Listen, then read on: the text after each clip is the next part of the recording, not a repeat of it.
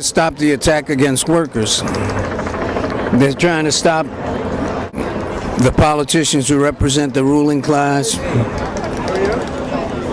We're being pushed to the wall,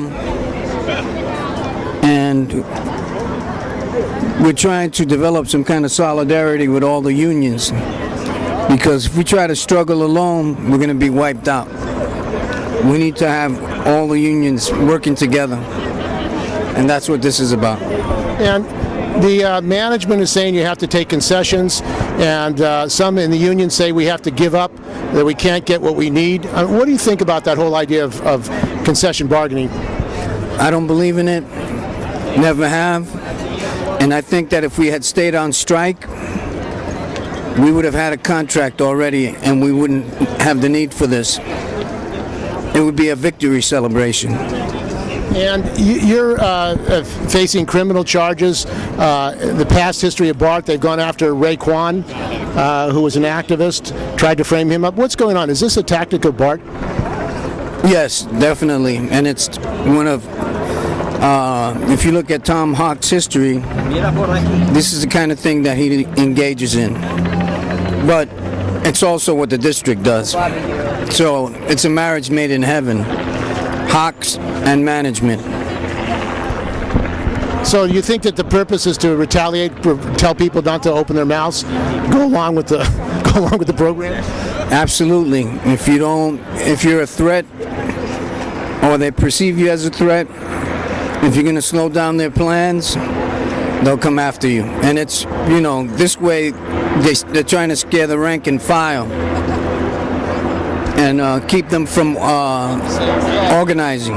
Well, the management is saying, and the Keystone Chronicle, that the BART workers can't win this struggle. They don't have the power to win it. And this morning they're saying, well, we have to depend on the BART Board of Directors. How's the struggle going to be won from the point of view of BART workers? It's going to be won if we get the help of other unions, other ATU unions, locals from Northern California. If the International tells them not to cross our picket line, that's the way it's going to be won. If we're isolated, of course they're going to take us out. And that's what they're doing. They're isolating us.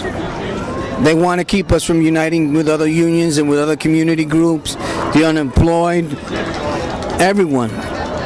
And why is the international representatives here in Northern California told other locals to take concessions? I mean, it seems like they're saying that rather than unite other ATU locals, that they should give up, take concessions. What's going on?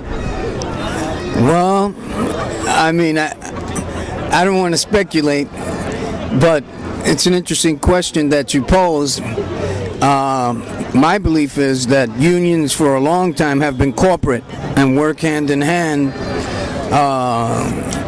with the ruling class. That's what I think is happening. They work with the Democratic Party.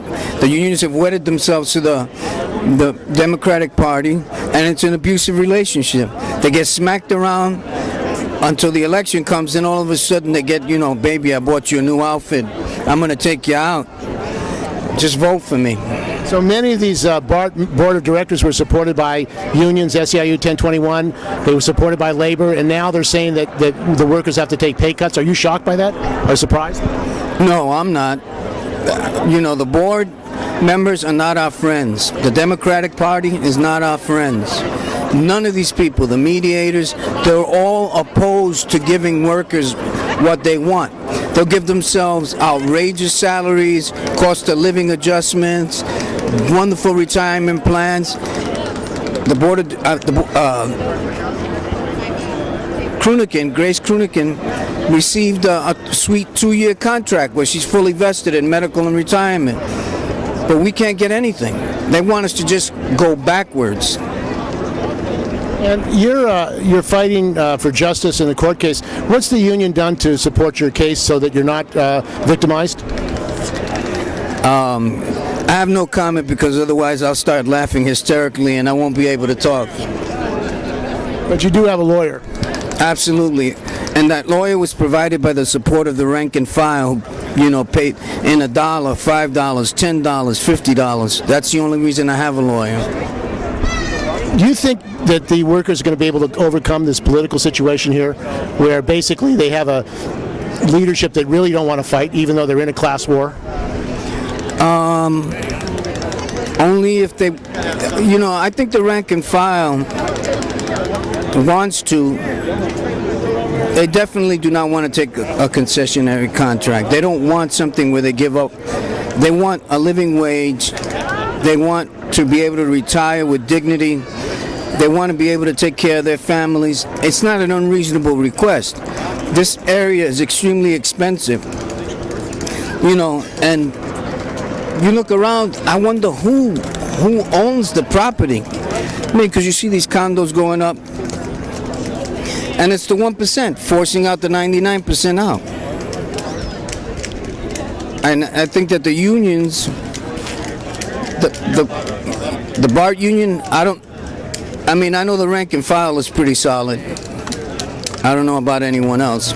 But this issue, like of a transit tax on taxing the billionaires, the developers who are making profits with the expansion of BART, that really hasn't even come up, really, as an organized way by the unions.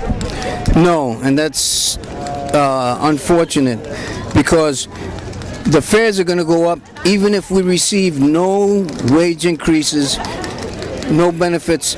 If we go backwards, if we go back to the Stone Age, the fares are going to be raised every 2 years. It's not tied to our wages, and the public needs to know that. We need to advocate for free public transit, and we should tax the business owners, and they can afford it. I remember Eisenhower, even though, I was only alive in the last year of his administration, but the businesses paid their fair share of taxes, a fairer share of taxes, and they still made a profit. And we should go back to at least that time. But I think that, there has to be a redistribution, and we need to take, this country back. The workers need to organize, and they need to make this a place for everyone, not for 1%.